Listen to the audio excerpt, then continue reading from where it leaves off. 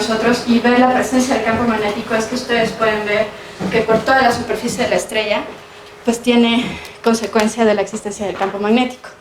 Aquí yo le estoy preguntando, por ejemplo, bueno, es una combinación de 3 filtros, pero imaginen que yo le pregunto, Solecito, ¿cómo te ves a 10.000 grados centígrados? ¿No? Le preguntan y resulta que donde son zonas brillantes tienes partículas que están en esa energía, oscuro no hay nada, y pues ven que todo está cambiando en constante en función de la temperatura, ¿no?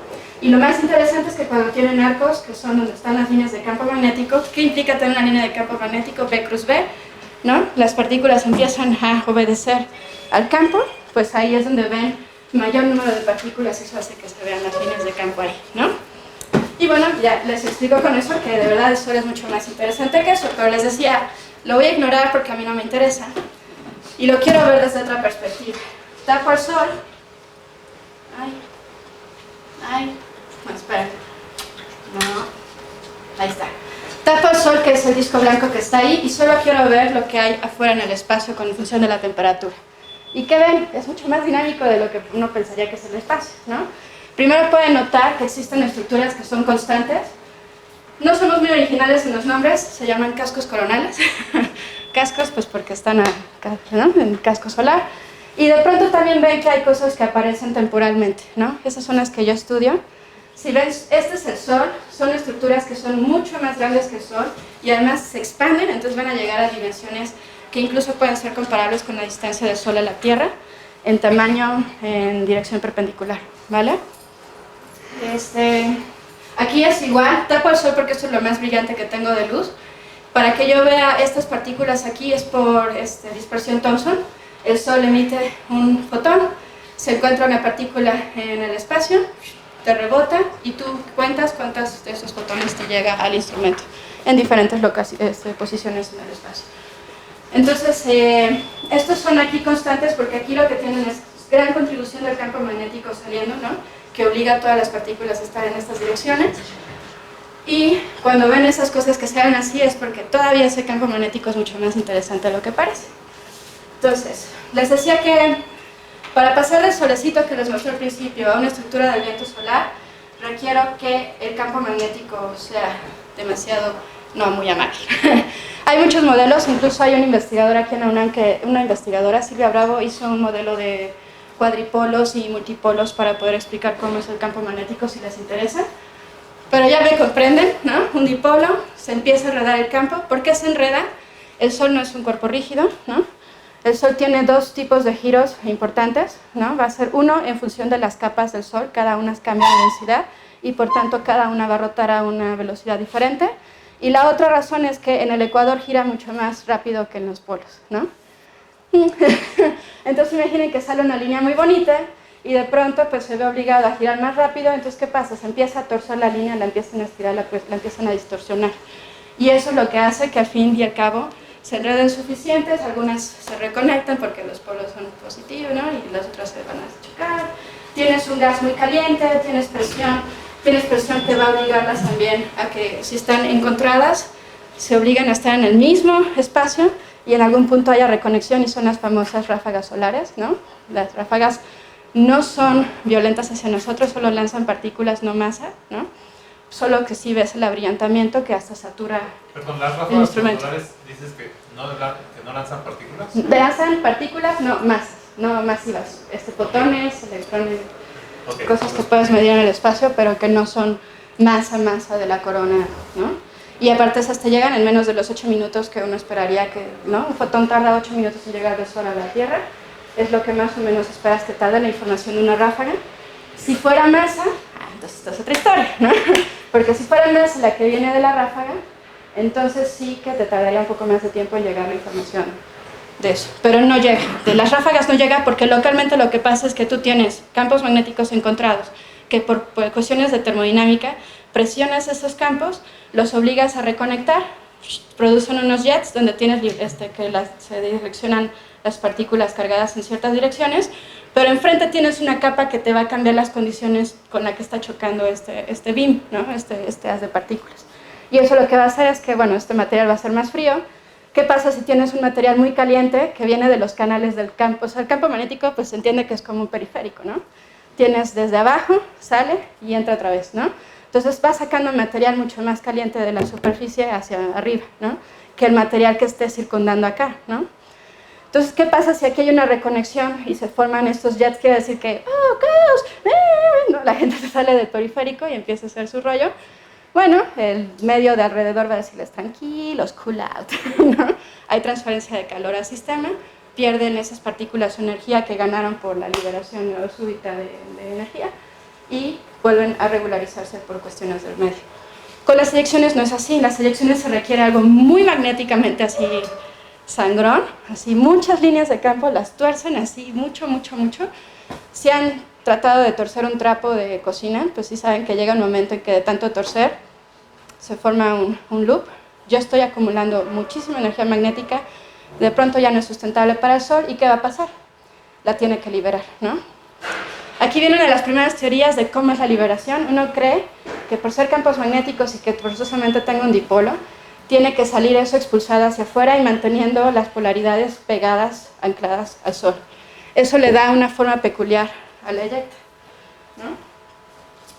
Bueno, nada más aquí recordatorio, bonito, ¿no? Y muy feo. Las manchas solares es una de las primeras consecuencias de esto. Cuando hay una mancha solar es porque ustedes tienen la presencia de estas zonas donde tienen muchísimo campo magnético disponible. Son polarizadas también, o sea, hay una que es positiva y hay una que es negativa. También, muy sorprendentemente, si quieren ya después jugar con manchas, pueden seguirlas por un periodo de 11, 22 años, ¿no? Y van a notar que cuando está el ciclo bonito, las manchas empiezan a aparecer en los polos, bueno, cercanos a los 75, 70 grados, y se van a ir moviendo a los 11 años hasta el ecuador, ¿ok? El Sol está girando y hay una polaridad más sorprendente del Sol, la dominante. Digamos que si este es el positivo, quiere decir que de las manchas solares que aparezcan, el lado negativo, donde está la acumulación de líneas con polaridad negativa, se van a sentir atraídas por el lado positivo del Sol. Entonces van a ver que van a ir en parejitas las manchas porque una positiva atrae a la negativa, pero la que es líder en relación a cómo gira el Sol es la que es signo contrario a la polaridad más grande de la estrella, ¿ok? Y cuando se enreda todo, a los 11 años vuelven a aparecer las manchas cerca de los polos, se van a ir moviendo hacia el ecuador, pero ahora la polaridad de esas manchas son invertidas. Entonces, en un mismo momento de una fotografía, en un tiempo donde tengas varias manchas solares por toda la superficie, van a estar en pares. Si este es lado positivo, la negativa es la líder. Si este es lado negativo, la positiva es acá, ¿no? Es la líder. Cambia la inversión, ¿no? Y cambia eso y es una consecuencia de la presencia de acá. Les decía, no ha pasado absolutamente nada y si ven, tenemos registros desde 1870. No hemos muerto, no ha pasado absolutamente nada. Interesante más que el cambio del ciclo constantemente, ¿no? Que hace que tengas ráfagas solares y cosas así. Ok, actualmente, ¿qué contamos para poder estudiar el Sol? Yo tengo imágenes en remoto, fotografías, que son esto que les digo, yo pregunto en función de filtros de temperatura, que es lo que estoy observando, y me describe el espacio en función de una densidad acorde al número de partículas que están emitiendo en esa temperatura. De aquí para acá es efecto Thomson o dispersión Thomson, quiere decir que sale un fotón del Sol, ¿no? Y recuerden que colisiona con estas partículas y va direccionada hacia tu instrumento. En el Sol no, porque lo estás viendo directamente, entonces es una medición directa. Con problemas de tenerlo así, yo solo tengo información 2D, no tengo 3D. En el 2006 se lanzó por primera vez con la idea de tener una imagen 3D con el mismo principio de que los ojos estudian un ojo ve 2D, el otro ojo ve 2D y construye la imagen para formar la 3D. Se hizo lo mismo con esa base y se mandó dos naves que son hermanas y gemelas, con la idea de que hagan la órbita de la Tierra, pero una vaya más lento que la otra, que da la sensación que van girando como en sentido contrario las dos, ¿no? Pero van, acuérdense, no puedo violar Kepler, ¿no? Todas van a lo mismo, pero esta va más lento, que da la sensación que voy así. Entonces, ¿qué pasa? Yo tengo el Sol, tengo la Tierra, mi instrumento que está viendo lo que está pasando en el Sol, pero estas dos naves me dan la oportunidad de ver lo que está pasando en dirección perpendicular a eso, y es lo que están viendo aquí. Yo tengo posicionada la nave estéreo acá, la Tierra está allá, ese punto azul que está aquí, y aquí tienen el Sol, y van a ver lo que pasa cuando sale una de estas erupciones grandes debido a la liberación del campo de energía magnética. Entonces, de pronto, aquí se ve un casco coronal. ¿Cuál es la nave? No sé, perdón. La nave que está en la Tierra se llama WIN, no, pero y las otras se llaman estéreo. ¿Pero están ahí? Aquí no. Bueno, la nave WIN estaría aquí, a muy poquito de distancia. Y estéreo va en la órbita de la Tierra, más o menos la órbita de la Tierra, porque no puedes ir exactamente en la órbita, sino un poquito más a la izquierda y derecha. No pueden ir en la misma, así que también van desfasadas un cachito de órbita, pero van al lado de la Tierra, o sea, van en la misma órbita terrestre. Entonces esas están posicionadas a los extremos para poder ver lo que está pasando, y si ven aquí conmigo, se va moviendo algo en el espacio, ¿ok? Ok, eso es lo que yo estudio. Y vieron el tamaño de la Tierra a comparación de esa cosa, ¿no? Es lo más bonito del mundo y es lo que hace que se cree el clima espacial, porque obviamente yo pongo una nave en el espacio y se va a ver perjudicada por esa cosa que sale. La Tierra es una de ellas. Bueno, esta es la que yo estaba explicando. Tienen el campo magnético enrollado. Como es un campo magnético muy intenso, atrapan, ¿no?, cargas. Las cargas las va a llevar consigo mismo, y aquí es donde sí llevas masa del Sol hacia el espacio. Y esta masa sí que es mala ondita. Esta masa es la que puede alterar la tasa de crecimiento del cáncer en los astronautas. Si te llega a tocar, esta masa puede provocar que, con las cargas que tiene, puede provocar disrupciones de tus instrumentos satelitales, ¿no? Cuando llega aquí a la Tierra, una de las consecuencias más bonitas que tenemos es las auroras boreales, ¿no? Aunque claro, si ya es mucho más violenta, que se cree que hay un evento que se llama Evento Carrington, que fue antes de conocer las eyecciones, que hasta San Francisco se llegaron a ver auroras boreales y hubo chispazos, gente se electrocutó, ¿no? Claro que era un año muy viejito, todavía no había lo que tenemos ahora de tecnología. Estábamos hablando de la época del telégrafo. ¿Quién sabe? Usaban cables de cobre, era común que si hacías una diferencia potencial, ¿no? Se murió por ahí alguien, ¿no? Es el más intenso que se tiene registro, pero no lo medimos. Se piensa que es eso porque tiene las mismas consecuencias que lo que vemos ahora que podría tener una eyección. Nunca más ha tenido una eyección de esas magnitudes que lleguen aquí a la Tierra, pero sí saben que ha habido tormentas solares en las cuales pues hubo disrupciones eléctricas en España, ¿no?, y en otros lugares del mundo. Y bueno, todos los países que están, o ciudades que están cerca de los polos, pues tienen que estar bien atentos de lo que está pasando con el Sol para evitar que haya problemas. Pero esa no es la única consecuencia de la existencia del campo. De entrada, el tener conjuntos de líneas en ciertas zonas va a hacer que tengan zonas donde tengas viento lento, bien amable, ¿no?, y donde tengas mucho campo magnético, vas a tener entonces la salida de material mucho más rápido. Se le llama viento rápido, ¿no? Entonces es como una falda donde tienes zonas de velocidad lenta, unas zonas de velocidad rápida, y lo más bonito es que el Sol está girando, entonces esto parece como una falda de bailarina, ¿no? Y si al estar girando ocurre que el material rápido alcanza lento y se forma una región de compresión en medio, se llama región de interacción corrotante, nada original, simplemente se forma una región de compresión aquí, y si estas líneas llevan dirección de campo magnético y de pronto cambias la dirección de campo, se les llama cambio de sector. No es que tengas todavía formada una región de compresión, simplemente que tu falda de bailarina hay dos zonas donde tienes polaridad positiva, polaridad negativa, y entonces cuando tienes tu navecita y mide el campo, todo iba muy bien hasta que pasa al otro sector, ¿no?, donde ve que la polaridad cambió, entonces le llaman cambio de sector. Y les muestro las 4 modalidades que se conocen que podría pasar para tener una medición de un cambio de sector en una estrella. Estos son los eventos que son causados por líneas de campo magnético muy grandes, que son comparables con lo que yo puedo obtener de resultado de eyecciones de masa coronal. Y solo les pongo una simulación. Esta es la simulación más famosa que se tiene ahorita, se llama ENLI. Pero la idea es que vean cuando sale una eyección de masa coronal, cómo es que esta de verdad te modifica el espacio. Aquí ya tienen varios planetas.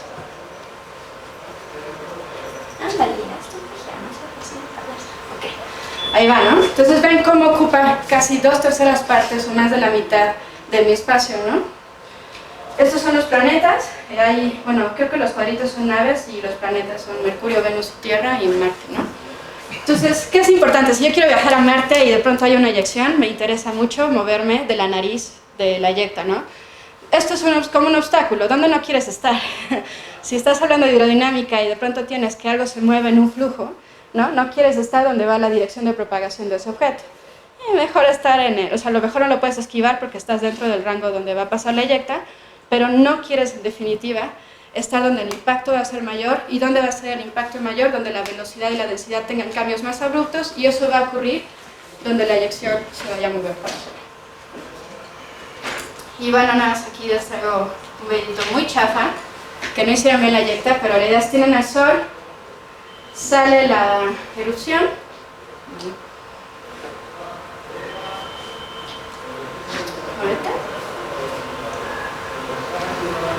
llega la eyección de masa coronal, tienen un aumento en velocidad, tienen un chorro de cosas, el campo magnético muy intenso, que va a interactuar con el campo magnético de la Tierra, y para poder lograr la aurora boreal tiene que ocurrir que presionen las líneas de campo que están acá, ¿no? Porque es tan grande esa cosa que va a empujar al material, ¿no?, por atrás, lo reconecta, y es donde entran las partículas del Sol, se hacen nuevos periféricos, donde van a entrar las partículas que vienen del Sol hacia la superficie.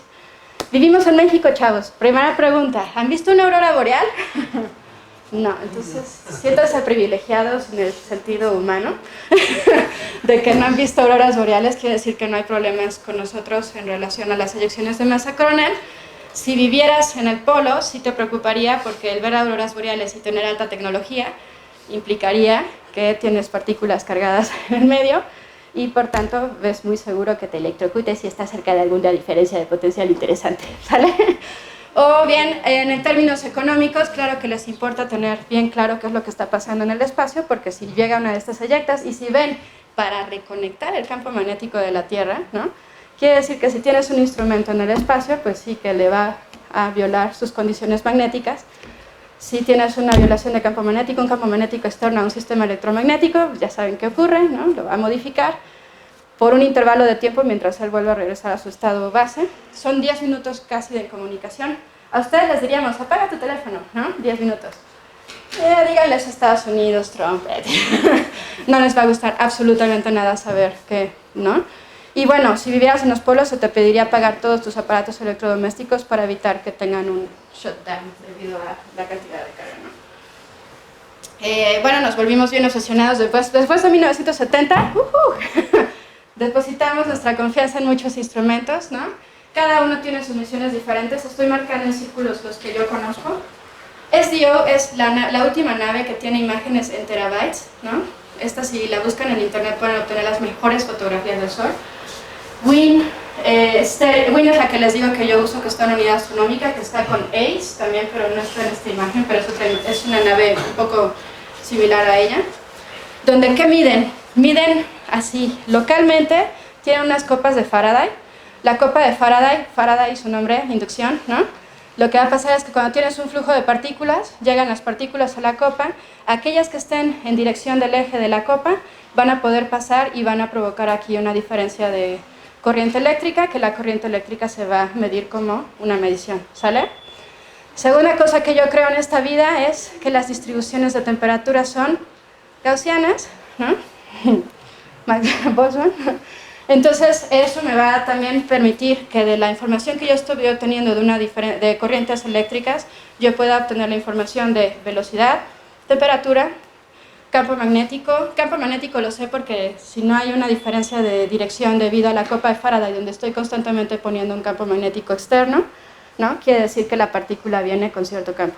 Y si se desvía y empieza a chocar en las paredes de la copa, también lo está midiendo, y también sabe calcular la componente X, Y, Z del campo que está llegando, dado cómo se desvían estas partículas una vez que entran al detector, ¿ok? Campo magnético, la temperatura, velocidad y densidad. Miden otros parámetros, pero estos 4 son los más importantes para mí porque yo creo en la hidrodinámica, ¿no? Magnetohidrodinámica, en todo caso, con el campo magnético. Pero, bueno, y estos que están aquí, ¿dónde están mis clústeres? Los clústeres son naves que están midiendo cómo se modifica el campo magnético de la Tierra en función de estos cambios que provoca el Sol. Todo lo interesante es conectar lo que ve clúster con lo que está midiendo localmente WIN. Lo que también es más interesante es, una vez que llega algo aquí al instrumento y tú mides que pasó algo, ¿cómo conectas esto con las imágenes que ves en remoto directo del Sol? Así se miden los datos, nada divertido, ¿verdad? Son series de tiempo, donde tienen cómo va el campo magnético, por ejemplo, y cuando llega una estructura, pues cambia la medición del campo, ¿no? Tienen la temperatura igual, tienen la densidad, Aquí tienen la velocidad, direcciones de velocidad, ¿no? Presión, pueden calcular entropía, pueden hacer muchas cosas. Pero lo interesante es, ¿qué les llama más la atención de aquí? Físicos, ¿qué nos gusta? Si está todo quieto, no hay nada interesante, ¿no? Pero ¿qué pasa si ocurre una discontinuidad?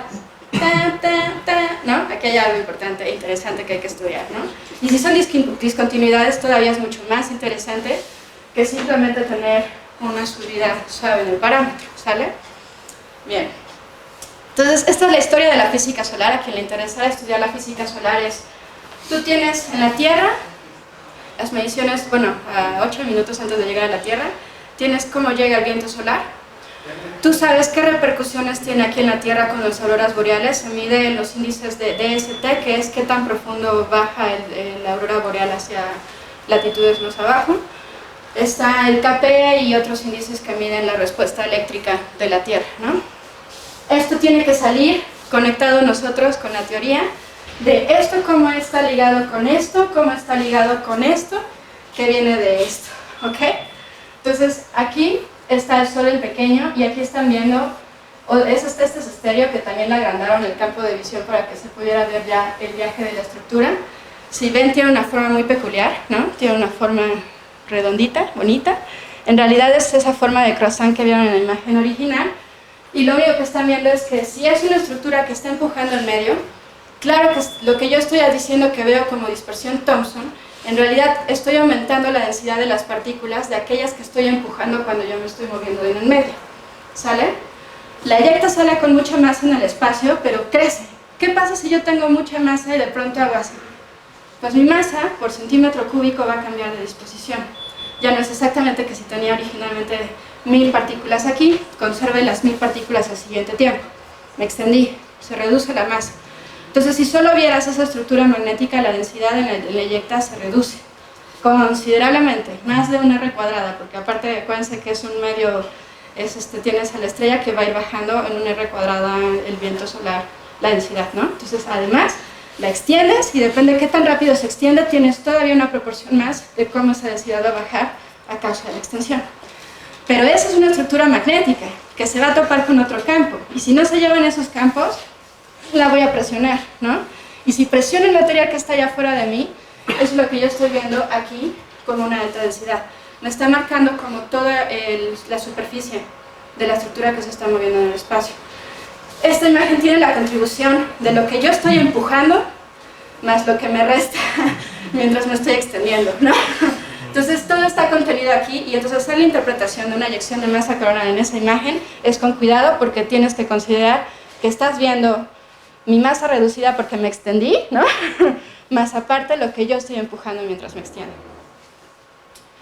Y sigue teniendo esta forma, que particularmente le hemos hecho ajustes con un croissant, que bueno, si ven les estoy mostrando que es un poco arcaico el método. Es un croissant que tú le puedes ajustar el tamaño de las patas, el ancho del grosor, y a ojo de buen cubero, esta me gusta. ¿Sale? Con eso ustedes pueden seleccionar la dirección de propagación de la eyecta, calcular obviamente con trampa. ¿Qué quiere decir? Yo cuento el número de píxeles que se encuentran dentro de la fotografía y comparo con un número promedio de lo que me diría la densidad del fondo, ¿no? Y yo digo, por la razón de diferencia entre lo que está en el fondo con lo que yo veo dentro de mi croissant, yo le digo que la masa es tal. Fíjense lo que estoy diciendo, es muy tramposo, ¿no? Porque yo estoy tomando solo imágenes para poder calcular la masa, la velocidad, que además, si consideran, estoy haciendo la mega trampa de pensar que la dirección de propagación sea la rigente, ¿no? Pero puede ser que esto sea un poco como un huevo, ¿no? Y entonces por ahí haya vectores que también sean comparables en magnitud, sin embargo, no es así, ¿no? Y ahora no quieres, muy bien, me parece perfecto. Es que ya entendí, ok. Bueno, para volverles a mostrar, ahí va la eyecta, para que vean que sí en efecto se extiende. Vean cómo es una estructura delgada la que se mueve hacia afuera, ¿no? ¿Y qué pasa si yo tengo un viento que sale, del Sol yo salgo, una velocidad rápida, pero después sale viento lento? ¿Qué va a pasar al siguiente tiempo? ¿No? ¿Y qué pasa al siguiente tiempo? ¿Qué se está formando aquí? Una zona de rarefacción, ¿no? ¿Por qué? Porque estoy separando los flujos por diferencias de velocidad, ¿no? Agrando el espacio entre ellas. Y si yo tengo un campo magnético aquí adentro, también lo que está pasando, porque no puedo tampoco separar una de la otra, sino lo que va a pasar es que yo estoy extendiendo las propiedades del campo magnético. La temperatura y la presión, obviamente dice la presión, ¿qué vacío me vas a hacer aquí? No, qué vacío, me llenas, ¿no? Entonces va a haber disposición de la densidad en función de cómo estos vientos se están alejando. Entonces cuando ven que esto sale, se ve una estructura y de pronto esto se va como a oscuros, es porque te está diciendo que en la parte de atrás se está formando una rarefacción por la diferencia de velocidad de los flujos. Ahora bien, eso fue todo en observaciones, ¿qué tal, ¿Cuánto lo logré? ¡Ay, sí! Muy bien. Ahora, yo tengo en observaciones, mediciones en remoto, que les decía, por medio de fotografías 2D, que son indirectas a lo que está ocurriendo en el Sol. Yo calculo velocidad, masa, el ángulo de la eyecta, obviamente está determinado por dónde están las patas de la eyección. Calculo la duración se calcula con esa misma idea del croissant. Tú puedes tomar, ¿cuánto se movió al siguiente tiempo? ¿Cuánto se movió al siguiente? Y después que la nave lo pierde, tú calculas como cuánto tiempo se tardó en salir del Sol, ¿no? Puedes calcular la pérdida de masa del viento solar ambiente, que en realidad esa es mucho más compleja, y lo que se hace es tomar un valor promedio que es 2 por 10 a la menos 14 masas solares por año. La masa del Sol, ¿no? Menos 14, eso es lo que pierde el Sol constantemente de material en su vida, ¿no? Y la velocidad es tramposa porque lo que hago es que yo sé cuánto mide acá en la Tierra y supongo que por ser un flujo isotrópico, amable, lindo y bello, ¿no? Puedo calcular cuánto sería de regreso y el regreso pues ya me dice. O puedes tomarlo ya tramposamente como todo físico, hacer vaca esférica, tomar que la velocidad de llegada es la misma que la velocidad de salida, ¿no? Claro que ya sabes que le estás agregando una incertidumbre al problema. En el viaje que conozco de estas imágenes de estéreo, pueden ustedes hacer diferencia de dos fotografías y van a ver entonces como si fuera que todo es estático y yo hiciera una diferencia de dos fotos, una menos la otra, la diferencia es 0, ¿no? Si hay una diferencia de velocidad, cuando yo hago esta resta de imágenes, una después de la otra, pues se va a ver barrida, ¿no? La resta te va a decir valores, que te va a decir cuánto es la diferencia, te dice cuál es la velocidad de la estructura. Entonces, ¿qué pasa cuando yo hago los JMAPs? Son estas diferencias de fotografías, entonces ustedes ven cómo se propaga un frente, que es lo que realmente se está moviendo de todo el espacio. Si hay un cometa, se ve una raya negra así todo potente, ¿no? Pero el chiste es que ven las imágenes de la eyección, cómo se va moviendo en función de algo relativo, ¿no? No tengo más información, lo tienen que hacer así, no hay forma de ir localmente rápidamente ahí, ¿no? Otra forma de hacerlo, que lo estoy presentando como nuevo método también durante el doctorado, es emisión en radio, ¿no? Todo emite en radio, no les sorprende que yo diga que vamos a buscar radio. Y en arriba, les digo, tienen las copas de Faraday que les hace el favor de medir todos los parámetros que necesiten, ¿no? ¿Cómo lo estudiamos? Modelos. Existen dos tipos de modelos, analítico y numérico, ¿no? Los dos han sido probados por aquí su presentadora. Analítico, voy a presentarlo en función de hidrodinámica. Hidrodinámica, no me importa el campo magnético. ¿Qué es lo interesante del analítico? Pues son soluciones exactas, ¿no? Dadas las condiciones de entrada, yo obtengo soluciones y entonces puedo calcular el tiempo y distancia de colisión. Cuando hay dos eyecciones de masa coronal saliendo consecutivamente, ustedes pueden saber cuándo colisionan y esa estructura cuándo va a llegar a la Tierra una vez que colisionó. ¿Y qué es la parte contraproducente del analítico? Que no tengo información de realmente la historia, solo puedo saber por la solución exacta, dando los valores, cuánto va a valer, ¿no? A cierta distancia, a cierto punto, pero no tengo la información de la historia. Lo cual sí me permite el numérico conocer. Y además el numérico, como les digo, son varias soluciones, ¿no? Todas las soluciones posibles en todo mi espacio. Adicionalmente puede pasar esto, que si yo conozco que yo quiero poner una nave y la nave mide en función del tiempo, yo puedo obtener los perfiles de cualquiera de los parámetros que estoy interesada en función del tiempo, ¿no? Y compararlos directamente con las observaciones que les digo que toman las naves a una unidad astronómica. Esto lo permite el numérico, el analítico no, ¿no? ¿Qué pierdo de información en el numérico? La exactitud del tiempo de arribo, pero tampoco es que pierda tanto porque vieron que eran discontinuidades, ¿no? van a más abrir una ventana de más o menos 20 minutos, o bueno, dependiendo de la resolución de tu modelo numérico, es que tan bueno sea la aproximación. Ok. Bien, entonces cuando hablo del modelo analítico, tienen el viento solar, que originalmente saca un viento súper homogéneo, vaca esférica, ¿no? No es inhomogéneo, simplemente yo supongo que es un viento muy bonito, que tiene una velocidad, que va isotrópicamente, va para todas las direcciones, ¿no? Y de pronto de la nada decide que va a cambiar el flujo de ese viento. ¿Cómo lo va a cambiar? Pues con una V1. Puede ser mayor o menor, pero como me interesan eyecciones que interactúen en el espacio, voy a pedir que forzosamente esa V1 sea mayor al viento solar, a la velocidad del viento solar. Y luego otra vez el Sol dice, ya saqué mi energía acumulada, volvamos a regresar al trabajo normal, regresa otra vez al trabajo normal, por lo que les decía de que la diferencia de velocidad entre este flujo y otro, como va en función del tiempo, va a ir incrementando la distancia entre ellas, forma un gap.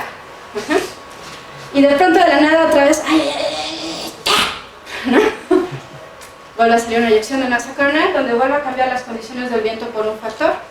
No solo de velocidad, sino también voy a cambiar la densidad, por esto que les decía que llevo densidad acumulada en el campo, ¿no? Entonces cambia velocidad y densidad, y luego otra vez ya está el Sol de nuevo amablemente, vuelve a liberar el viento con las condiciones iniciales. No forzosamente está obligado el modelo a que las condiciones iniciales sean siempre las mismas en las tres partes del viento solar, pero comprenderán que es un modelo analítico y si yo cambio las condiciones en cada uno de esos vientos atrás, las ecuaciones se vuelven súper feas, ¿ok? Es más, en el artículo la ecuación más larga es casi de si son dos columnas, más de la mitad de una columna. Es una ecuación para resolver en el sistema en el que los vientos regresan a las mismas propiedades originales, ¿ok? Entonces ese es un problema. Segunda condición que voy a hacer, como estoy trabajando con hidrodinámica, le voy a exigir que el cambio entre el viento de la eyecta y el viento del Sol sea un cambio abrupto. O sea, no puede ser de 0 a 1. No. Bien machín, así. Vamos a hacer bien el cambio. ¿Qué quiere decir con el cambio?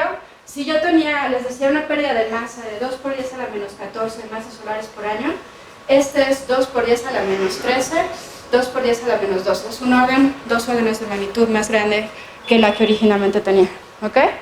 Y en velocidad, con 100 kilómetros por... las eyectas viajan en promedio con una velocidad de entre 300 a 3.000 kilómetros por segundo. La eyección más rápida fue registrada por Stereo en el 2008, creo. No me crean el año, soy muy mala para los años. Pero esa fue de 3.000 kilómetros por segundo.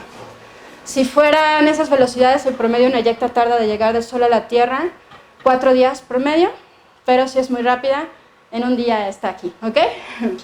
Entonces eso también es importante en términos de predicción, quiere decir que si yo veo salir algo del Sol, lo más que puedo darles de tiempo a todos es un día a consideración, ¿no? No puedo hacer más, lo siento, a menos que pudiéramos entender cuál es el origen de las eyectas, o sea, cuánto es lo que requiere es acumular de energía, para poder entonces decir, ya se está acumulando, ya la estás haciendo enojar. No, nada más te digo. ¿Alguno de ustedes sabe cuándo su novio o su novia se va a enojar? No, ¿verdad? Ya después de un rato te diste cuenta que pasó algo muy malo. Si supieran cuándo ya la están haciendo enojar, entonces sí podemos predecir con mucho más tiempo de anticipación. No va a pasar, ¿verdad? Entonces cambios abruptos, ¿por qué? Porque requiero que se forme una discontinuidad entre los dos plasmas, ¿ok? Es una discontinuidad muy especial porque lo que está pasando es que en esta región intermedia hay una región donde están los plasmas interactuando uno con el otro, ¿correcto? Entonces esta zona de aquí en medio va a tener una velocidad diferente a esta y una velocidad diferente a esta. Y por tanto, por condiciones de discontinuidad, si yo tengo aquí una velocidad diferente acá, se va a formar un choque, dadas las condiciones que estoy pidiendo, pero también se va a formar un choque entre este y este. Entonces tengo una estructura que está formada por dos choques entre ellas. El trabajo que estamos usando para poder explicar lo de los choques es el de Raga, de 1990, ¿no? Donde tienen los dos flujos y se va a formar una estructura entre ellas donde tienes la formación de un choque de un lado y la formación del choque del otro. En el modelo analítico, esa superficie tiene una duración, o sea, los choques están uno sobre el otro, es infinitesimalmente delgada, ¿ok? Pero ¿qué hace esa estructura de dos choques? Se le llama superficie de trabajo, en el entendido que ella es la que hace todo el asunto de dialogar contra el viento solar y la eyecta. Ok, me muevo, a ver, ¿tú cuánto me quieres dar? Ok, tanto. y todo cambia, ¿no? Y va negociando cómo es la transferencia de momento entre el viento solar ambiente y la eyecta, ¿es correcto?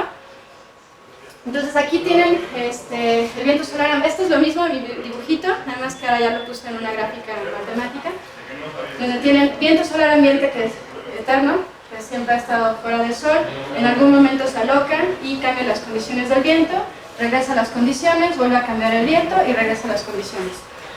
La única ecuación que yo voy a usar es el centro de masa de esa estructura infinitesimalmente delgada, y lo voy a hacer con la fuerza de F igual masa por aceleración, y lo voy a hacer con el cálculo de cuánta masa es la que esta superficie está requiriendo para conservar esos choques, porque ¿qué pasa cuando yo tengo un choque? Choque requiere energía para vivir. ¿Y dónde va a sacar esa energía? Pues de sus negociantes, ¿no? A ver, yo ya existo, así me mantienen, ¿no? Entonces los dos que están afuera del choque tienen que darle el material suficiente para existir a este choque. En el momento que alguno de ellos dos deje de distribuir o de proporcionar energía, se muere el choque, ¿correcto? Bien. Son dos discontinuidades, dos superficies de trabajo, cada una con sus dos choques, y hace el intercambio de momento, que lo voy a traducir en realidad en una entrada de material adentro de esa superficie para vivir. Y es una ecuación muy sencilla, es la pérdida de masa, ¿no?, que la voy a integrar de un tiempo a otro.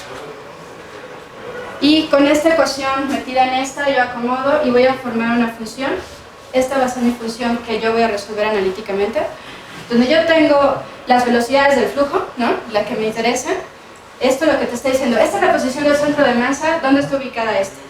Esta me dice a qué velocidad está entrando el material que tú quieres estudiar, ya sea el viento del solar o el de la eyecta, ¿correcto? Y por cuánto tiempo lo vas a integrar y cuánto es la masa que está dentro de ese intervalo de tiempo que estás inyectando. Entonces es como si fuera una inyección. Yo tengo aquí mi mano, me inyecto y yo quiero calcular cuánta masa por cuánto tiempo o cuánto de este veneno me está entrando a la sangre en función del tiempo. Es lo que estoy pidiendo que haga el cálculo. Entonces si yo tengo mi ecuación y quiero calcular, por ejemplo, cuánto material del viento solar le está entrando a esta superficie de trabajo, pues integro de un tiempo cero a un tiempo que yo quiera, ¿no?, meter material, cuánto tiempo quiero meter de la inyección, para saber cuánto es lo que está entrando de material a esa superficie por un intervalo de tiempo. Y si quiero saber cuánto de este otro material está entrando a la superficie, pues completo la información con una aditiva, ¿no? Meto primero lo que viene de allá y meto después lo que viene de acá, ¿sale? Incorporo, siempre es incorporando material. ¿Cuánto tiempo? Pues el que ustedes determinen. ¿Cuáles son los tiempos que me van a interesar en el modelo analítico? Bueno, la eyección de masa coronal es un cambio de las propiedades del viento por un intervalo de tiempo finito. Entonces ya saben que ya tengo un tiempo característico. ¿Hasta cuánto puedo yo, ¿no?, meter de los dos lados material sin haber modificado la estructura de los choques? Entonces calculan ese tiempo y esa se le llama la primera fase de evolución de la eyección, en donde cuando los dos están metiendo masa, la estructura se mueve con velocidad constante, ¿no? La negociación es fácil. Pero ¿qué pasa cuando uno me deja de proveer? Pues sigo pagando, ¿no? Me sigues alimentando, nada más que ya no te va a alimentar el otro lado. ¿Y qué va a pasar entonces? El viento solar ya no es tan interesante como el input que me estaba dando la eyección de masa coronal.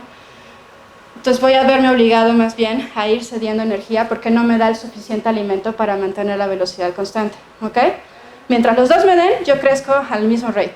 En el momento que me dejan de dar de comer bien, pues me voy adelgazando, entonces la eyección de masa coronal va bajando su velocidad. Esto es lo que ocurre cuando es una sola eyección viajando en el espacio. Pero ¿qué pasa con la segunda eyecta? También tengo otro tiempo crítico. Este tiempo, donde yo tenía que el viento solar volvió a regresar a sus condiciones, también es finito y crítico. Entonces también va a pasar que a esta segunda eyecta, o sea, esta eyecta, el viento solar ambiente es infinito, ¿no? Entonces, una vez que me acabe todo este material y se haya incorporado a la superficie, yo estaba originalmente, mientras esto entraba, los dos materiales van entrando, pero mientras sea igualito el tiempo, esta estructura va a viajar con velocidad constante. En el momento que ya no tenga este material, solo tengo este material entrando, esta va a bajar de velocidad. En este otro caso, mientras yo tenga Bueno, pueden pasar dos cosas, que este tiempo sea mayor que este o que este tiempo sea mayor que este, entonces tengo que ver cuál de los dos tiempos va a ganar y entonces me va a cambiar las condiciones de la dinámica. Mientras los dos se incorporen, yo me muevo con velocidad constante. Si sigue incorporando el viento solar pero la eyecta ya no, me desacelero. Si deja de incorporarme viento solar también masa, ¿qué pasa conmigo? Ya me quedo moviendo con velocidad constante en una muy triste que ya no hay forma de que yo tenga un input de energía, ¿ok? Entonces ese es el primer resultado, que yo tenga velocidad constante, me desacelero y velocidad constante. La otra opción es, ok, yo voy con mis dos materiales, pero sacar el material lento primero, ya no tengo aquí adelante nada, solo tengo un input que me está presionando. ¿Qué va a pasar? Si en un caso me desacelero porque tengo algo en contra, del otro lado me están empujando, ¿qué va a pasar conmigo? Visto de otra forma, imaginen las cuerdas. Si me jalan las dos a la misma, ¿yo qué pasa conmigo? Me quedo quieta, constante.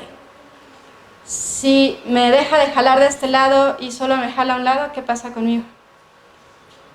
Me acelero, ¿no? Para allá.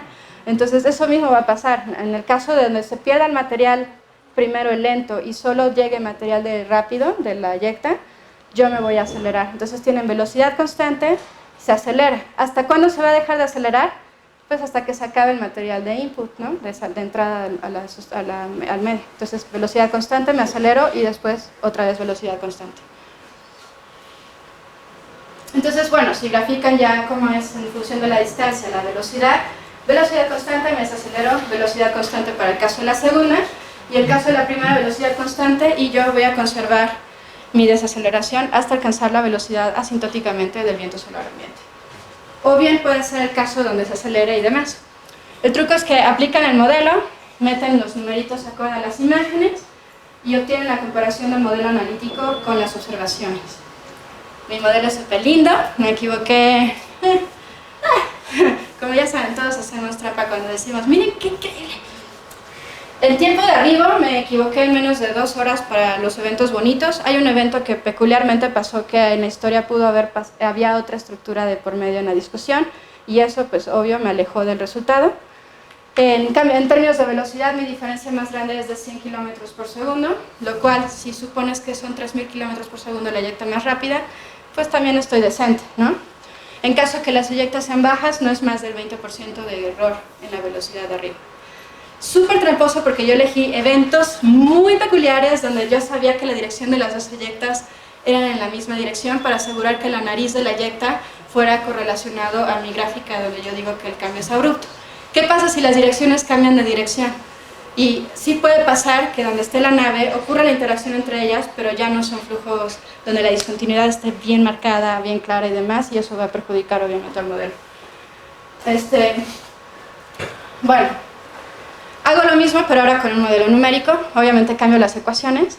Aquí ya no hay una superficie de trabajo per se, son solamente, reconocen esta ecuación, ¿verdad? ¿Sí la reconocen? ¿No la reconocen? Dámela. Yo creo que sí, todos. ¿Cuál es? Presión es igual a KT. ¿Quién es? KT. NKT, ¿no? Entonces estoy hablando de la ecuación de la presión. No es una ecuación complicada, ¿verdad? Lo que va a complicar el método numérico, esta también la reconocen, ¿verdad? Es un medio de la densidad, pero ya saben quién es equivalente, de velocidad al cuadrado. Un medio de la masa por velocidad al cuadrado es la energía. Muy bien, y si yo pongo CVP, es la energía. El CV es el coeficiente de volumétrico de los gases, y si lo multiplico por la presión en la dinámica, ¿quién es esa energía?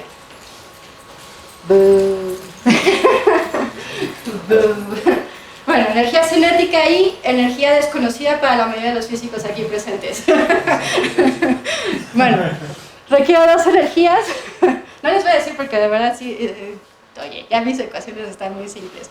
Ahora, luego, ¿qué pasa? Necesito también suponer que la composición química del viento solar pues tiene elementos químicos característicos. Tiene hidrógeno, al 90%, bueno, mi suposición es al 90%, los números dicen que va entre 80 a 95% de acuerdo al modelo, y de helio, que es el que se está formando, ¿no?, del hidrógeno. Entonces ese tiene una composición del 10 hasta el 20%, que eso es lo que se ve representado aquí cuando ya tomas la masa de cada uno de estos elementos químicos. En realidad el modelo lo hemos hecho ya más complejo, tomando hasta 5 elementos químicos diferentes, ¿no?, y estados iónicos además, ¿no?, porque ya saben, el hecho de calentar un gas, lo único que te hace es quitarte electrones y eso hace que tengas un nuevo material, entonces también lo puedes incluir en el modelo. Pero dado que quería comparar el analítico con el numérico, pues no me podía ir tan allá, ¿verdad? Si no, pues voy a ser muy injusta con el analítico.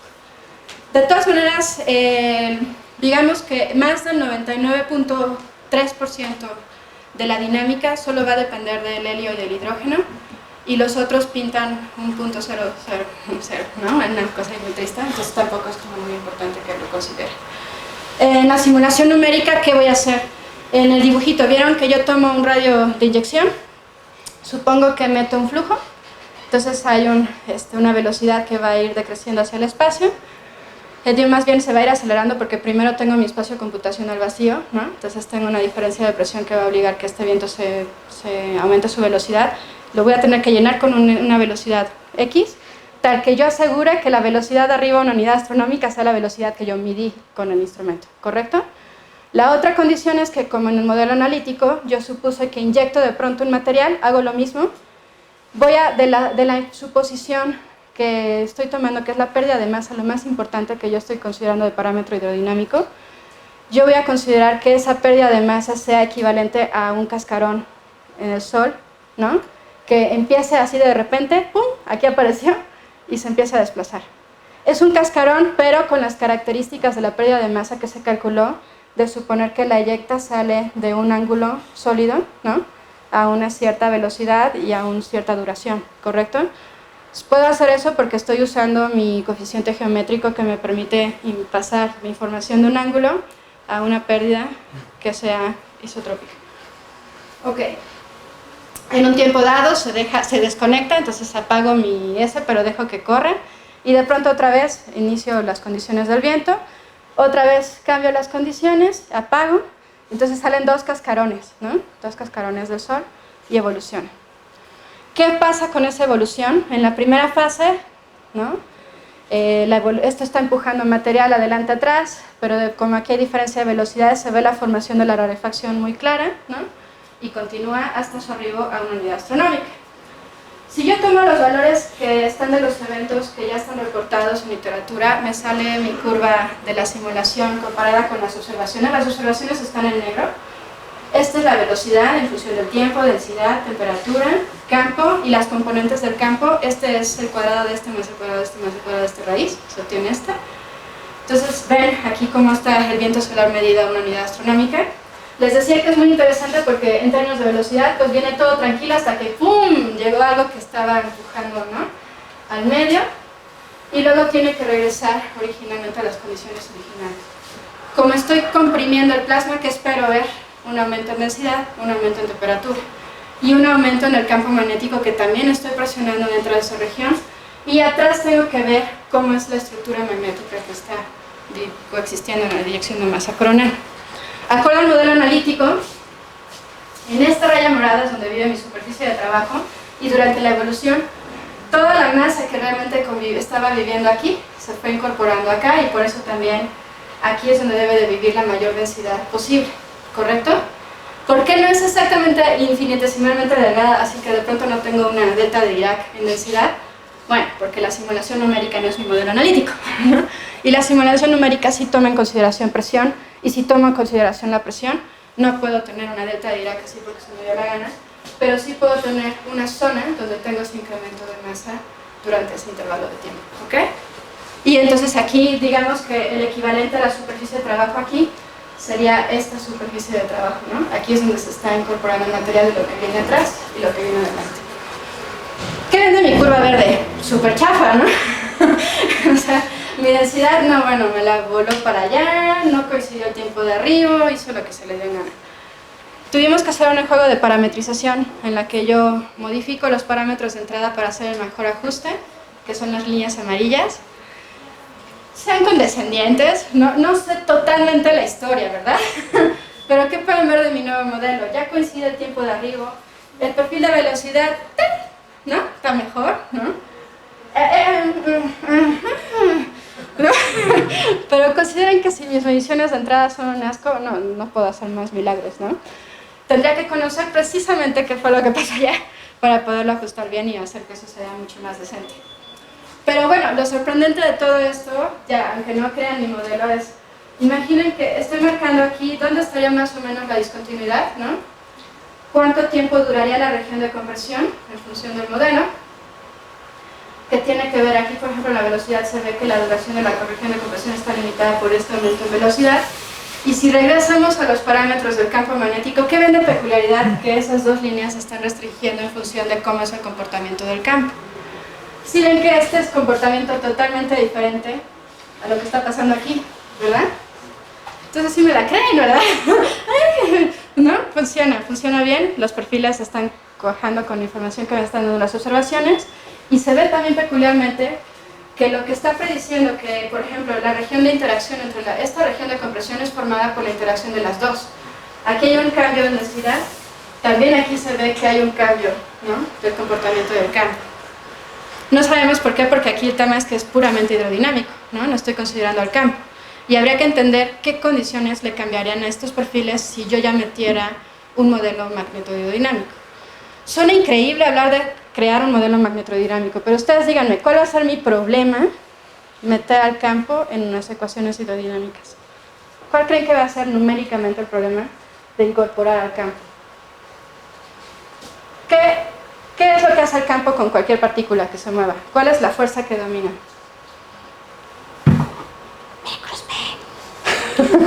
¿No? Cualquier partícula que se mueva cargada, ¿no?, responde a la fuerza de Lorentz, B plus B. Y la B plus B, ¿quién es en realidad? Es un producto cruz, ¿no? ¿Qué quiere decir? Que yo necesito la componente en X, Y, Z de la velocidad, X, Y, Z en el campo. Y que sí que importa mucho lo que está pasando a una microescala. Entonces yo voy a necesitar una malla computacional muy pequeña para poder hacer el rotacional, ¿no?, bueno, el producto cruz, sin tener problemas de haber olvidado algún factor de cambio entre una propiedad del campo y del otro, ¿ok? Entonces, numéricamente es muy costoso y por eso es que nos vamos a los hidrodinámicos. Además, que hidrodinámicamente pues domina mucho más. Se han hecho algunos estudios magnetohidrodinámicos en el que solo menos del 20% de la energía se pierde, y ese 20% se pierde realmente cuando el choque ya no es claro, ¿no?, que ya empieza a perderse. Ahí es donde ya puedes tener disipación de energía por esa fuerza de Lorentz, o más bien el tensor electromagnético en la ecuación de Navier-Stokes, ¿no? Turbulencia, ¿no? Podrías tener efectos de turbulencia donde tengas disipación de energía, que también es un parecido a un B cruz B, nada más que con otro término adicional que tiene que ver con la viscosidad del problema. En el caso del viento solar también es un problema la viscosidad. ¿Por qué? Originalmente yo tenía 2000 partículas por centímetro cúbico cerca del Sol, y llega aquí la Tierra con 10 partículas por centímetro cúbico. ¿Se acuerdan que les dije que la temperatura es tramposa? Es porque acá la Tierra llega a 10 centímetros por 10 partículas por centímetro cúbico. Nada, ¿no? Los materiales que conocen, ¿cuántas tienen, Nata? Dime cuánto tengo de masa. ¿Cuántas partículas por centímetro cúbico equivale a este pedacito? ¿No? ¿Eh? ¿Alguien sabe cuántos son? Así, número rudo. Sí, mira, este pedacito. Pero son millones, o sea, no estoy hablando, son cientos de miles de partículas dentro de un centímetro cúbico, que no es nada comparable con 10 tristes partículas por centímetro cúbico, ¿correcto? Entonces, si ustedes están hablando del tensor electromagnético y requieren de viscosidad, el tema es que no es una viscosidad cinemática, no es de colisiones, ¿ok? Entonces tendrían que considerar otro tipo de viscosidad en el problema, que además les va a meter más problemas en la ecuación de Navier-Stokes. Bueno, aquí nuestra de ejemplo la parametrización, nada más para que vean qué efectos tiene. Por ejemplo, si yo cambio las condiciones del viento de la eyecta, puedo cambiar la pérdida de masa, la velocidad, la duración o la velocidad. Si cambio la velocidad, es obvio que si la hago más rápida, la eyecta va a llegar más rápido a la Tierra, ¿no? Tiempo de arribo, rápido. Si la hago más lenta, pues se va a tardar más tiempo. Si hago que la velocidad relativa entre las dos sea más chica, pues también queda claro que se pierde la estructura en el viento, ¿no? Que en cambio cuando están muy acá, aquí no se ve muy claro, pero se ve, en la negra ven claro que tienen un brinco así bien considerable, ¿no? ¿Qué pasa con la duración de la eyecta? Casi no tiene ningún efecto en el perfil de densidad, y si cambio la pérdida de masa, pues también tiene un efecto. ¿Qué está pasando en términos de masa? Pues es la transferencia de momento de un objeto a otro, ¿no? Entre más masa tengo, pues más va a ser el obstáculo que yo le represento al viento solar. Tengo menos masa, le represento menos y en algún momento me puede perder más rápido. Y ven los perfiles de velocidad también. Hacemos lo mismo con las condiciones del viento solar ambiente, donde cambio la pérdida de masa antes de la eyecta, después de la eyecta, la velocidad antes y la velocidad después de la eyecta. Aquí se ve claro lo de la velocidad, porque ¿qué pasa si yo hago que la velocidad del viento que sale después de la eyecta sea más rápida? Pues me presiona el plasma, ¿no? O sea, se lleva todos de jalón, ¿no? Y eso hace que mi estructura en unidad astronómica se comprime. Si es más lento, no, se puede ir muy lejos y lejana la curva, que sería esta curva que está aquí verde, que se va muy lejos, ¿no? Y se pueden sacar cosas interesantes. ¿Cómo puedo saber que la colisión ya ocurrió?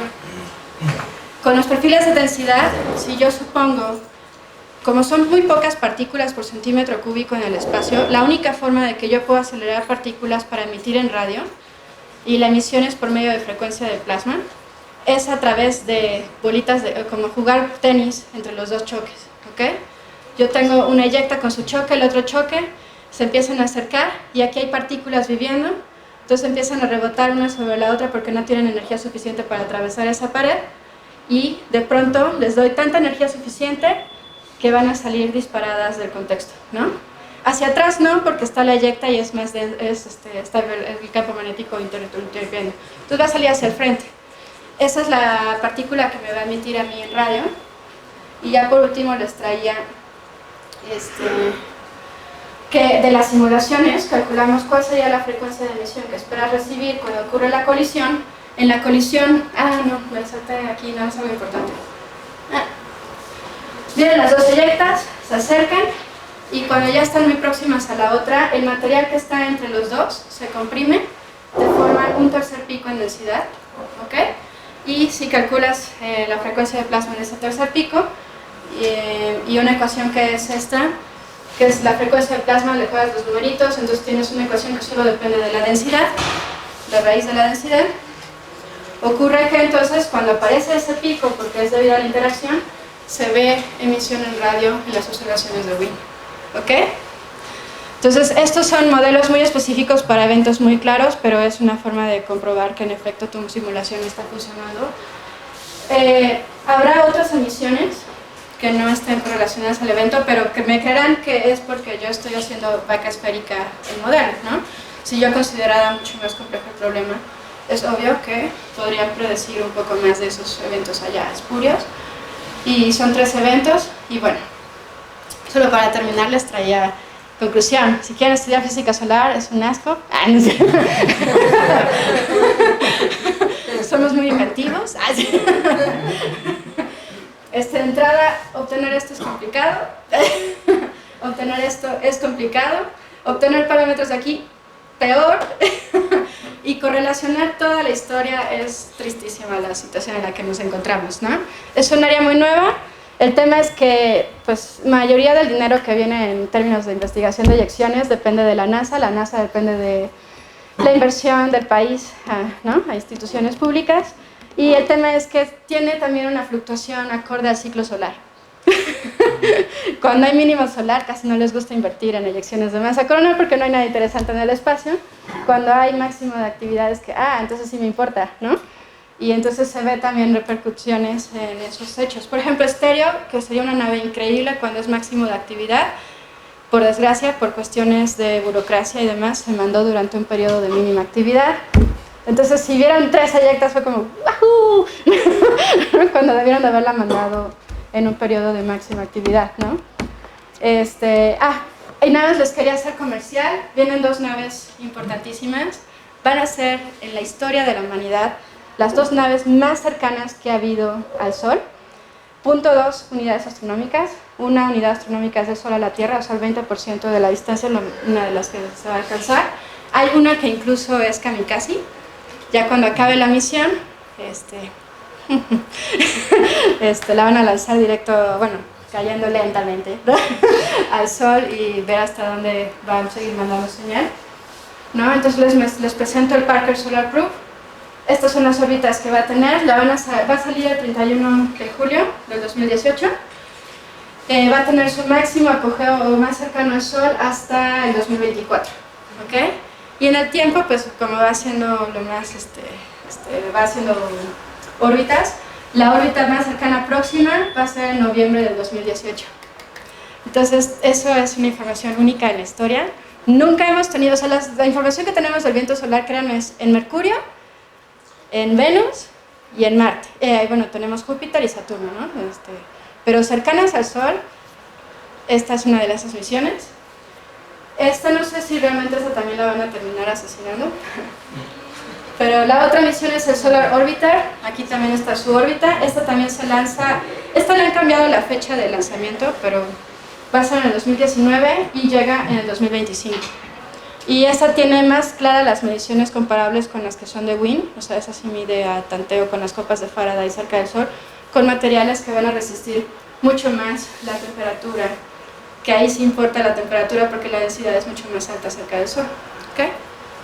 Y bueno, entonces, para que no se desanimen, quiere decir que se necesita mucho análisis de datos, modelos numéricos, analíticos, predicción, esperar a que lleguen. El análisis de datos, ¿ven las órbitas? Sí ven las órbitas, ¿verdad? Va a estar un poco complicada la análisis de datos porque pues hay que estar considerando que la nave está en constante aceleración, ¿no? O sea, no es como la órbita de la Tierra que ya te la sabes, pero acá va a ir cambiando en función del tiempo, ¿no? Entonces el ajuste de las componentes pues, va a ver truculento. Muy bien, ¿tienen preguntas? ¿Preguntas? Oye, ¿cuál es la diferencia de densidades más o menos en órdenes de magnitud entre el viento solar y la eyección coronal? No lo dije, pero el viento, digamos, son de 2 a 3 órdenes de magnitud en masa. 2 por 10 a la 16 gramos. 2 por 10 a la 16 gramos es una eyección de masa coronal, ¿ok? 2 por 10 a la 13 kilogramos, si quieren verlo en kilos. Y el viento anda en 3 órdenes más abajo, 2 por 10 a la 12, 2 por 10 a la 11, promedio. Sí. ¿De qué presiones estás hablando ahí? O sea, estamos en pasión, pero en esa zona no sabes de qué presión. No, la verdad nunca he trabajado, casi no juego con la presión. Ajá. ¿Te mentiría realmente? Pregúntame de velocidad, temperatura y te las conozco todas. El viento solar tiene una temperatura de 10 a la 5 promedio y las eyectas pueden alcanzar, dependiendo de su origen en el Sol, si son zonas donde ya viene material muy caliente, pueden tener todavía 1.000.000 de grados centígrados dentro de la estructura, acordándote que estoy hablando de energía cinética, ¿no? Sí, sí. Y puede pasar que sean iguales o comparables la temperatura una con ella, porque el material se está acumulando en energía, pero el material ya lleva estancado un tiempo por ahí, que es suficiente para estar perdiendo energía por radiación al contorno, entonces va a alcanzar una temperatura similar, entonces cuando viaja en el espacio no tienes diferencia de temperatura considerable entre la eyecta y el viento. En velocidad pues son más de 100 kilómetros por segundo, al menos las que yo estudio, 100 kilómetros por segundo, aunque puede pasar que una eyecta sea más lenta que el viento solar, pero obviamente la dinámica no se explica con lo que acabo de mostrar, ¿no? Ya sería, bueno, la simulación numérica sí podría calcularlo, ¿no? Seguro va a ser su gráfica, pero no son las gráficas resultantes comparables con lo que pasaría con una eyecta lenta. Y es que dijiste que cuando llegan a la Tierra, hablando de densidad, llegan como 10 partículas por centímetro cúbico. Sí. O sea que realmente nos llega muy poquito de lo que... Sí. Y por eso lo interesante que cuando dicen, nos va a matar, no. no. Pero bueno, en el espacio sí importa porque trae todo el campo magnético de por medio, ¿no? Y bueno, lo interesante es que sí es más del Sol, proveniente de allá, ¿no? Y una última pregunta, ¿sabes cómo miden, porque también mencionaste de la aurora boreal, las que se generan, hasta qué altura van a afectar? ¿Sabes cómo miden eso? O sea, la aurora boreal pues es plasma también, al final. Y entonces dijiste que, por ejemplo, en el polo, aquí no nos llega ni siquiera, pero en el polo norte sí van a afectar. Entonces miden hasta qué altura. Sí. ¿Sabes cómo hacen eso? El DST, bueno, te lo voy a decir como yo lo entiendo, la verdad es que las mediciones no he entrado muy profundo porque todavía no he pasado, o sea, Has llegado a la Tierra. ya no tengo que pasar. Lo que pasa es esto, el DST se cuenta como de 0 a 8 o de 0 a 16, en realidad creo que la escala va de 0 a 16. ¿Qué es el DST? DST es el índice de la respuesta de la Tierra. La verdad, es simplemente, piénsalo así, los colorcitos. Cuando tú tienes colores, quiere decir que llegaron partículas que colisionan con las partículas de la atmósfera de la Tierra, las va a excitar y al excitarlas, cuando regresan a su condición original, liberan fotones y de acuerdo a cuánto es el brinco de energía es el colorcito que sale, ¿no? Entonces, si eso quiere decir que tú puedes calcular cuánto es ese cambio de energía acorde a los colorcitos que están saliendo. Y la otra condición es que tiene que, como la única forma, ahora sí, en la atmósfera de la Tierra de pasar la energía de una a otra es por colisión, tú tienes que esperar a que esa energía se vaya pasando de uno a otro, ¿no? Y entonces, como viene de arriba, pues tienes que esperar a que baje, ¿no? Entonces, el DST-1 correspondería a que solo viste los colorcitos en el polo norte así bien claritos. El 2 es que ya llegó a Alaska. El 3 es que ya llegó a tal latitud. Y el 5, bueno, y el 16 ya te imaginas, ¿no? Llegó al Ecuador. Y así lo van midiendo. Entonces, sí se ve que llevan un registro mucho más claro en función del campo eléctrico de la Tierra. Ahí hay otros índices que miden el campo. Todavía no entro en ese tema, pero en algún momento voy a tener que decir para qué sirve toda esta historia. Entonces miden el campo eléctrico de la Tierra, por tanto puedes medir cómo se modificó el campo magnético de la Tierra, ¿no? Mides también en ciertas zonas, puedes medir incluso calor, algunas cositas ahí particulares, pero en general campo eléctrico y magnético. Y esos son los que se calculan. Pero lo que sí entiendo del DST es, dime hasta dónde llegué, o sea, hasta qué latitud se observó, y te diré 1, 2, 3, 4, 5, 6, 7, ¿no? Es el único que sí he comparado. Y no lo hice así como de, a ver, ¿no? La idea es que sí sé que entre más potente sea la eyecta, la potencia viene en las velocidades. O sea, tú tienes que empujar el campo magnético de la Tierra, entonces primero tiene que ver con la diferencia de velocidad que trae la estructura, pero también tiene que ver con el campo magnético que traiga adentro, porque para poder comprimir al campo magnético de la Tierra implica que tienes que tener una configuración preferencial. Entonces la componente Z de lo que viene de la eyecta es la que juega con el campo magnético de la Tierra, ¿no? Si tienes una muy buena componente Z, aseguras más que al empujar yo el plasma con toda, haya reconexión magnética entre la eyecta y la Tierra, ¿no? Y eso también te asegure que atrás tú juntas bien claras las líneas de la Tierra y reconecta para hacer toda la reconexión entre la eyecta de la Tierra y entre las partículas de los canales. Se requiere eso, que sea la velocidad muy intensa. Sí hay un desfase temporal, o sea, se toma su tiempo la interacción, ¿no? No es instantáneo. Se detiene 1 hora, 2 horas de diferencia en lo vivo, en lo que le tarda hacer todo el sistema, la configuración. Pero bueno, creo que investigar. Y no sé, no me acuerdo, siempre me pregunto qué es DST y lo he visto varias veces, pero ya. ¿Qué más preguntan? ¿Qué es lo que hace que el campo magnético dentro del Sol cambie cada 11 años? No se sabe, hay teorías, ¿no? Una teoría, bueno, tiene que ver con la configuración del Sol. El Sol no es el eje del campo magnético no es perpendicular, tiene una inclinación dada, ¿no? Esto que les digo de cómo se forma el campo magnético del Sol, eso es desde ahí con respecto a su eje de rotación. Entonces tiene así como la Tierra su nutación, precesión y todo, pero además es ¿dónde se origina el campo magnético? El campo magnético se origina en una capa del Sol que se llama Tacopina. Tienes el núcleo, tienes la zona convectiva, tienes la fotosfera y ya se va, ¿no? En la zona convectiva hay una región de transición entre ser núcleo quiere decir casi un sólido, ¿no? Y la zona convectiva es que ya tienes celdas de salida de material hacia arriba. Hay una zona donde este núcleo gira y fricciona al material que tienes en la zona convectiva. Esa fricción, como son de cargas, te provoca una corriente eléctrica. La corriente eléctrica te produce un campo magnético en dirección perpendicular a la dirección de la corriente, ¿no? Que va justo hacia el eje del planeta, bueno, es que es igual al campo de la Tierra. Está el campo del Sol, ¿no? Entonces, así generas el campo magnético del Sol. Cambia las densidades, o sea, la densidad no es homogénea en el transcurso del núcleo hacia afuera. Esas inhomogeneidades te tuercen las líneas, ¿no? Y entonces lo que yo pretendo decir es simplemente, ¿por qué es que el campo es inhomogéneo? Es porque no tienes un sistema bonito. Entonces, el hecho de que tú originalmente tengas una corriente y te produzca una línea en dirección, no quiere decir que así sea siempre. Tienes algunas otras que se forman localmente, que se van a ir moviendo hacia afuera por la convección del material, ¿no?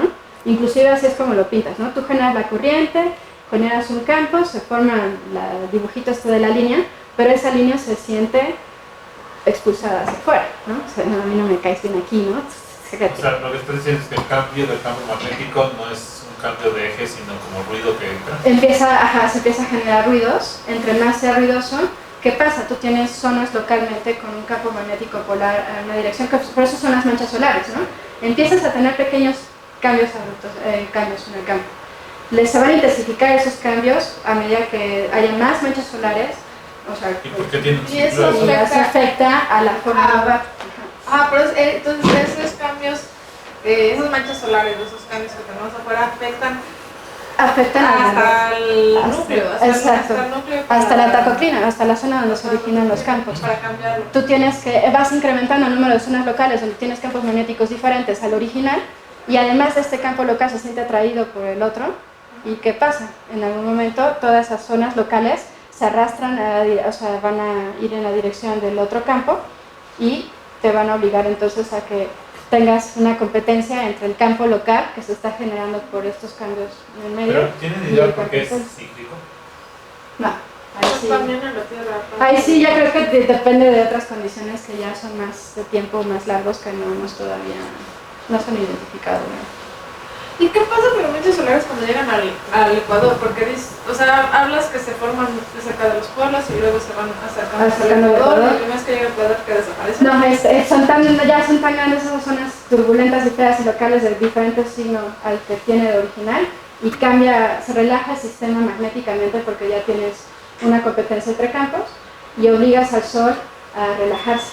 Entonces vuelves a regresar al estado más limpio, ordenado del campo. Por una extraña razón. Básicamente desaparece, ¿no? Sí, o sea, se relaja y se vuelve bonito otra vez. Sí, no se sabe por qué, porque nunca hemos estado... O sea, tiene teorías, pero no es así como... Propusiste unas mediciones de 1800 y tantos de viento solar. ¿Cómo medían ahí? Ahí yo les confieso, yo creo desde 1997 la fecha. Es que bueno, desde época de Galileo, mucho antes de Galileo, los chinos tienen los primeros registros de manchas solares. Pero se ve... las manchas solares. Pero se ve un pequeño problema, es que, bueno, los dioses, uno de los dioses principales del Sol, el Sol no podía tener errores, ¿no? Entonces las manchas que se veían en su momento nunca se las atribuyeron al Sol. Y si un chino veía una mancha, mal augurio, entonces se ve un asunto que no te conviene ver las manchas, ¿no? Entonces hay registros, pero están muy esporádicos. Galileo fue el primero, por eso perdió la vista, ¿no? Por estar observándolos ya constantemente, y sería el primer registro que tienes. ¿Cuál es el problema? Que los instrumentos que se tenían pues dependen subjetivamente del ojo humano. Entonces, para que tú determines que haya una mancha solar o no, bueno, si tú eres la única persona encargada de verlo, pues a medida que estés observando el Sol todos los días con un telescopio simple, te quemas la retina y eso va a reducir tu capacidad de visión. Y entonces, si tú veías antes manchitas muy pequeñas, ya no las ves, ¿no? Y además por la degradación de la edad, pues también te lastima la vista y valió. Después se inventó el trabajo más famoso del mundo, que es el contador de manchas solares. Por un cierto periodo de tiempo a una persona le dejaban la tarea de todos los días levantarse a contar las manchas solares que veía, con un más o menos incertidumbre acorde al ojo de una persona, pero bueno, ya tenía su registro, 1800, 1900. Y después ya, ahora sí, cuando ya se tienen los instrumentos como este, que ya no dependen de la vista humana, ya puedes hacer una tú tomas la imagen, miras cuántos píxeles hay en las zonas oscuras y cuando cumple un valor crítico se toma como manchas rojas. Y así es como cuenta. Entonces sí, son cuestionables los números de atrás, pero bueno, no tenemos otro, ¿no? No hay otra, no tenemos información. ¿Más preguntas? Yo tengo otra. Lo de las temperaturas, dijiste que tomaban fotografías a diferentes temperaturas, ¿no? ¿Eso cómo se hace? ¿Con filtros neutros? O sea, yo creo como estás escribiendo y ahí ponemos filtro neutro. Con las líneas de los elementos químicos, de ciertas líneas espectrales de ciertos elementos químicos, por ejemplo la de silicio 4, carbono 2, que son muy específicas en el espectro, tú le preguntas en esa energía cuántos fotones están emitiendo y así es como se les pregunta. Son 8 filtros diferentes a ciertas líneas espectrales que ya conocen. Y hace la combinación de los astrónomos, por cierto, Los astrónomos se sienten bien faroles por sus fotos de galaxias. Ellos hacen lo mismo, toman líneas espectrales para tomar las fotos del espacio y combinan las imágenes. Bueno, aquí se hace lo mismo con el Sol. Ahora, si ya quieren entrar más profundo, y también es muy interesante en función de los espectrales, de las fotografías, cada fotografía te da información también de una capa diferente del Sol. Como la temperatura va variando en función de la distancia, el que yo tome un espectro y cierta energía también tiene que ver con dónde estoy yo viendo al Sol. Y es de ahí donde salió uno de los problemas más controversiales del Sol. El Sol es una fuente de calor, 5000 grados centígrados en la superficie, pero ¿qué esperas que pase? Que baje la temperatura, alcanza 2000 grados, pero de pronto en menos de 1000 kilómetros de distancia sube a 1.000.000 de grados centígrados. Y eso se ve en las imágenes. Tú le preguntas al Sol, ¿cómo te ves a tal temperatura? Tranquilo. ¿Cómo te ves a tal? Tranquilo. Y de pronto, ¿qué te pasa? ¡Qué violencia! Entonces ahí es donde estás viendo que el Sol se comporta totalmente diferente. Una de las razones por las cuales se quiere hacer kamikaze en esas naves es para comprobar que en efecto, se sabe que es así porque la luz no miente, ¿no? Pero lo quieres ver ya en ediciones reales, ¿no? Lo que aguante. Una de las naves está hecha en su composición mayoritariamente de oro porque es el material que más aguanta la temperatura que se conoce, ¿no? Son caras, entonces tampoco es que todos los días mandemos una, ¿no? ¿Y va a ser kamikaze? Sí, todas son, bueno, ya mataron a Cassini, ¿no? Cassini era de las mejores naves de Saturno y la hicieron. Igual estas tenían su finalidad. Cuando se les acabe el combustible o que esté próximo a y vamos a estar todos, sí, ya vino, no, ya se le acabó, oh no. No sabemos qué instrumento va a fallar primero, ¿no? Puede fallar primero comunicación y ya. Tienen la esperanza que no sea la comunicación primero. Entonces está padre.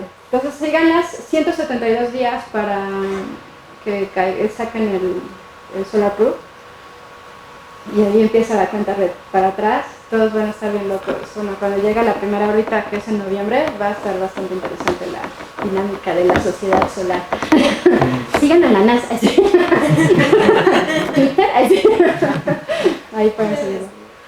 La de Solar Orbiter, la página no está tan bonita porque es de la ESA, es una emisión conjunta con la NASA. Y la ESA no es tan, no es que sea mala, sino no le echan tanta galleta a la promoción como la NASA, ¿no? No es tan glamurosa como el caso. Pero son iguales. Son europeas. Sí, ya veces. Y la NASA, claro que ya les hizo videitos, pueden ver el videito y ver la nave, ¡oh! ¡Tarararara! Morir en el intento. ¿Otra pregunta? Sí, yo, bueno, como dices, no hay muchos datos así como ya científicos en el estudio del Sol, en tiempos muy grandes me refiero, pero de lo que tenemos es posible como hacer modelos o saber cómo ha variado algunos parámetros del Sol en, digamos, miles de millones de años. Se han reconocido cambios periódicos de más de 100 años con los datos que se tienen. O sea, parece que son varios cambios periódicos. O sea, el de 11 años es uno, 27 días sería otro, que sería el de la rotación del Sol, ¿no? Que para que regrese otra vez un flujo lento a ti, tienes que esperar 27 días a que rote el Sol. Está el de 40 años y ya no sabemos si hay otro tipo Es más, en la gráfica de manchas solares sí se ve que hay Sí, que... sí se ve. Se ve ya que hay un comportamiento más global que no estamos considerando, ¿no? El tema es que no te diría yo así, sí, con certeza, no lo haría, ¿no? O sea, la incertidumbre humana es muy grande, ¿no? Entonces tendríamos que esperar muchos años para tener seguro que eso sea. Ahora, por ejemplo, en cambios de la Tierra en función del Sol, también es una desgracia histórica, porque lo que se tienen son pinturas de zonas, de la misma zona pintadas por diferentes personas a diferentes tiempos, y pues una está en clima invernal y otra está en verano en plantitas, pero puede ser por razones obvias, ¿no? Una que sea una zona que realmente cambie radicalmente de invierno a verano, como puede ser una zona que de verdad sí pasó que hubo esta temporada. Hay el mínimo de Maunder se le reconoce como un tiempo de fríos, pero es cuestionable, ¿no? El mínimo de Maunder coincide con la Inquisición, el mínimo de Maunder coincide con esa fotografía pintada con el clima todo seco, pero el tema es que está la Inquisición en su apogeo, ¿no? Y ya saben, muchos científicos murieron durante esa época, ¿no? Entonces, sí, a lo que me refiero es, bueno, sabemos que el Sol pues es la principal fuente de energía de la vida, ¿no? Bueno, a donde sabemos que hay vida, que es aquí en la Tierra, pero pues yo iba por la cuestión de si se pudiese estudiar cómo se originó, cómo evolucionó. O sea, evidentemente evoluciona con los mínimos solares, que hay las edades glaciales y todo esto, ¿no?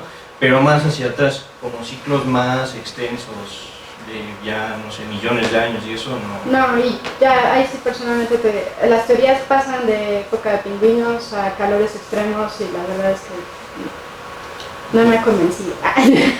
No te diría, ve y estudia, no, aléjate. Yo no te recomendaría nada de esos temas así directamente fácil, porque son... Esotéricos. ¿Eh? Esotéricos. Es que pueden caer en lo esotérico, o bueno, como todo, ¿no? Puedes hacer un modelo y coincide, como puedes hacer un modelo que coincida y no sean totalmente opuestos, ¿no? Entonces yo no... Y te digo, sí se ve la humanidad presente en los datos y tampoco es algo sano, ¿no? Bueno, si quieres repetir. Ya, si quieres inventarte que el Capricornio. Bueno, puede ser lo que quieras. Seguro. ¿Algo más? Una ¿Ya? pregunta más.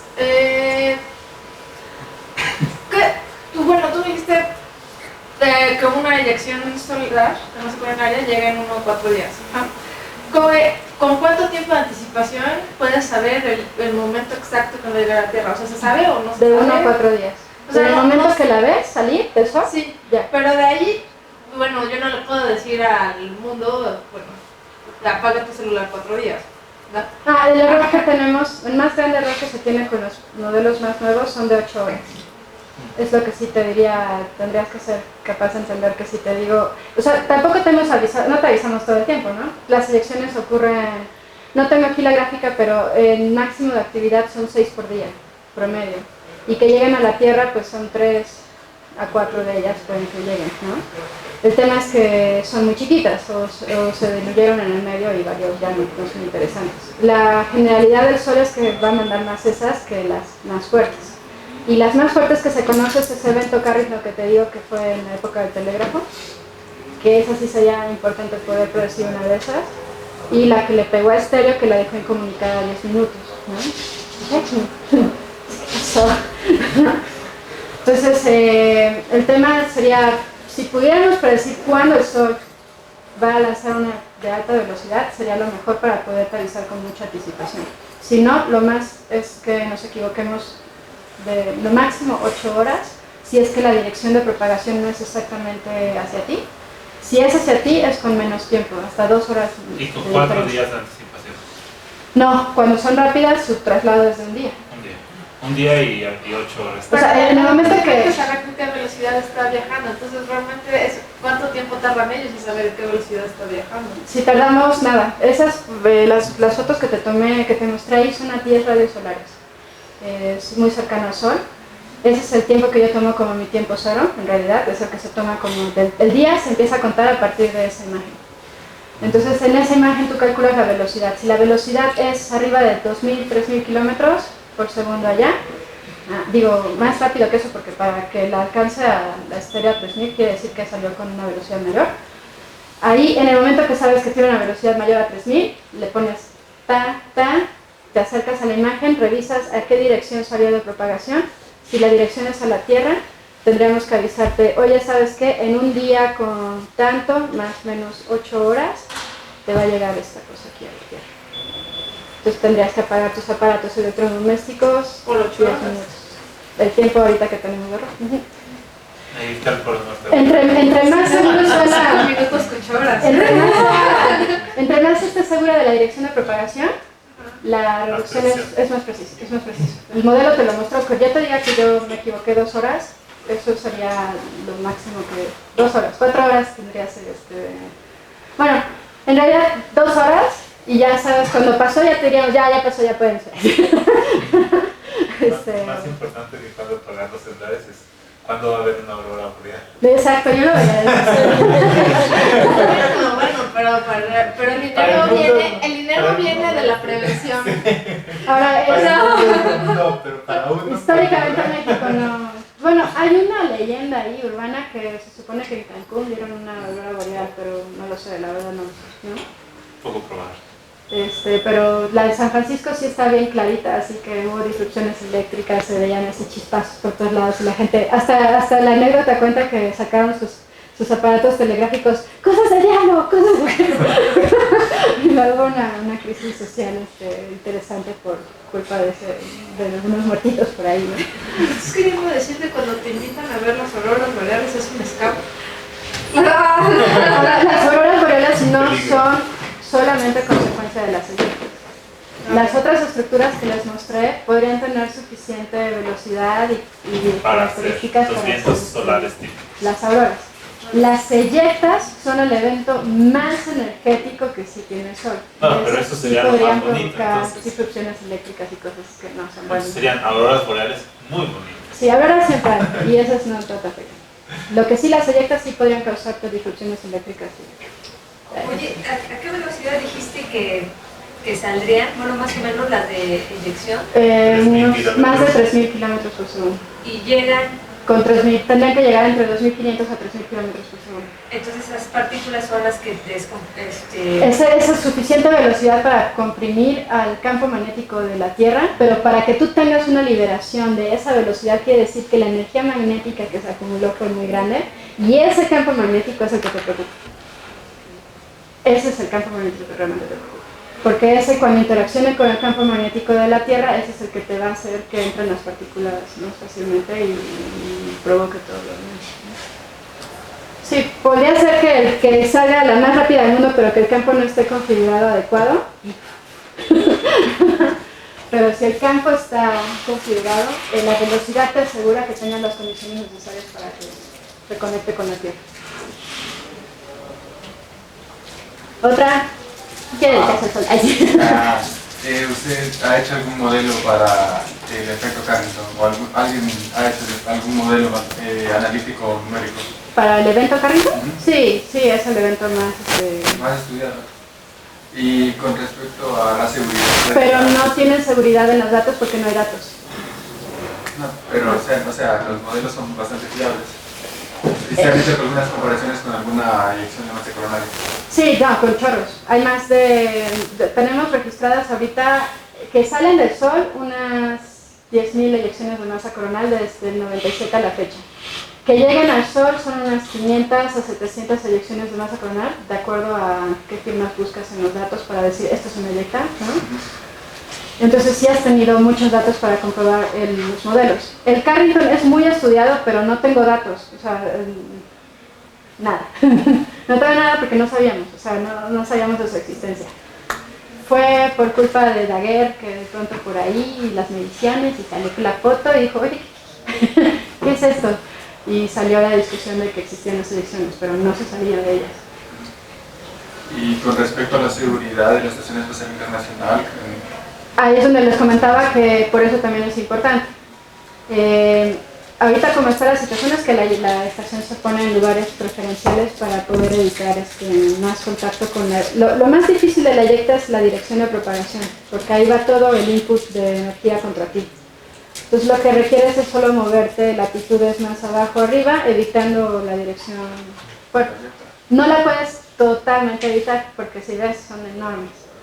Pero bueno, no te pega lo duro, ¿no? Te pega de ladito y por eso también está estipulado que si no hubiera eyecciones de masa coronal, el astronauta puede vivir hasta 8 meses en el espacio, acorde a los cálculos. Con eyecciones de masa coronal, si son 1, 2, 3 por el tiempo que estés, puedes durar 6 meses. Si ya fuera más tiempo el que estás expuesto, bueno, entonces va reduciéndote el tiempo que tú puedes estar en el espacio. Entonces, si tú estás pensando en ir de la Tierra a Marte, pues es un problema porque tú ya no estás pensando en 6 meses, 8 meses de vida en el espacio, estás pensando en tiempos grandes. Y ahí sí que tienes problema porque entonces la tasa de posibilidad de que te pegue aumenta.